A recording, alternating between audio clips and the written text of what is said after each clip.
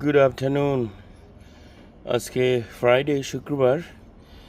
হবে এটা যে কী বলে, পিৎজা পিৎজা খাবো, এই যে কারণে পিৎজা নিয়ে আসছি। এখন ভাবলাম যে একটু গার্ডেনের এখানে অনেক আলু আছে, এখনও আলু উঠাইনি, কালকে উঠেছি, আজকে একটু উঠেছি, প্রচুর আলু। এই যে আমার আলু ক্ষেত, এখানে অনেক আলু আলু হয়েছে, উঠাবো সব। সো ইউ ক্যান গোল্ড আলু। এবছর আমার ক্ষেত এমন ভালো হয়নি।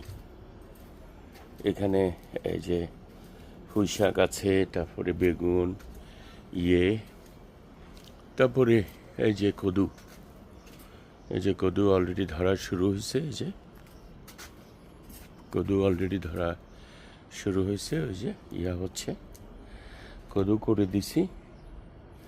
সো আর এখানে আর সামান্য কিছুই। আর হলো যে সেই আমার ঐতিহাসিক পিয়ার্স। এবছরে এত পিয়ার্স ধরছে, ও মায়ো, ইউ ক্যান ইভেন ইমাজিন, এত পিয়ার্স। এই যে দেখুন, পিয়ার্স প্রচুর পরিমাণে ধরছে, খাইয়ে তো শেষ করা যাবে না।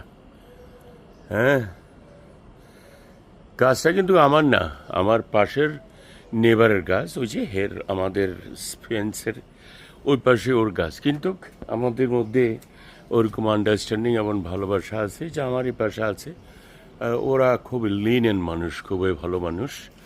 ওদের ভিতরে এমন কোনো নাই যে তুমি আমার ফল খাবে কেন, এখানেও। আর এই সকল ফল কতই বা খাওয়া যায়। এটা কি এত খাওয়া যায়? এই যে পিয়ার্স, আই ডোন্ট নো, এবং নাশপাতি বলে যতদূর বাংলাতে। সো এগুলোর সব পিয়ার্স। এই যে ধন্যবাদ, অনেক ধন্যা হয়েছে। এগুলোর নিচে এখনো প্রচুর আলু। হ্যাঁ,